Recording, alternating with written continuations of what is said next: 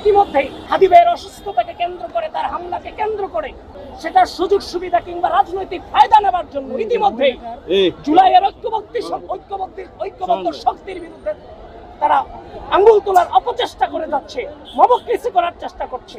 আমি গোটা বাংলাদেশকে আহ্বান করতে চাই, আপনারা সচেতন হন, সজাগ থাকেন। কেউ যেন হাদি ভাইয়ের সুষ্ঠু বিচার ব্যতি রেখে কোন প্রকারের তার হত্যাকে কিংবা তার হত্যা চেষ্টাকে টার্গেট করে এই রাষ্ট্রে যেন কোনো রাজনৈতিক ফায়দা এস্টাবলিশ করতে না পারে, এই ব্যাপারে গোটা বাংলাদেশকে সচেতন থাকতে হবে। স্বাধীনতা অর্জনের চেয়ে স্বাধীনতা রক্ষা করা অসংখ্য কঠিন। আমরা কোনোভাবেই একটি স্থিতিশীল গণতান্ত্রিক বাংলাদেশের পথে আমরা যাচ্ছি।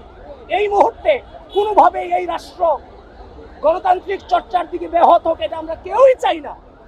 সুতরাং যারা পরিকল্পিতভাবে এই ঘটনাকে ঘটিয়েছে, অন্তর্বর্তী সরকার অতি দ্রুত তাদেরকে মাটির নিচে ঘুরে হলেও বের করে নিয়ে আসতে হবে।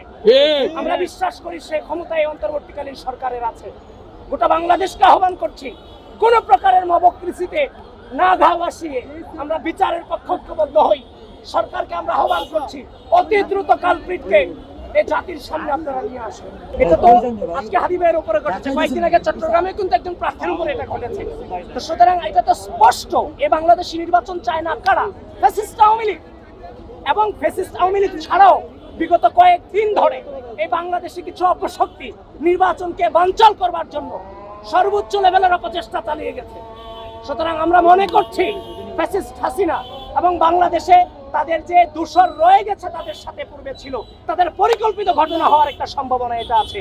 হাদি ভাইয়ের এই যে হত্যার অপচেষ্টার ব্যাপারে জিরো টলারেন্স নীতি অবলম্বন করা হবে ইনশাআল্লাহ। আমরা পুরো জুলাই শক্তি, গোটা বাংলাদেশ এই বিচার দাবি আদায়ের ক্ষেত্রে আমরা ঐক্যবদ্ধ। আপনাদের সকলকে ধন্যবাদ এবং আপনাদেরকে অনুরোধ করব, মবক্রেসির ব্যাপারে আপনারা সচেতন থাকেন, জাতিকে সচেতন করে।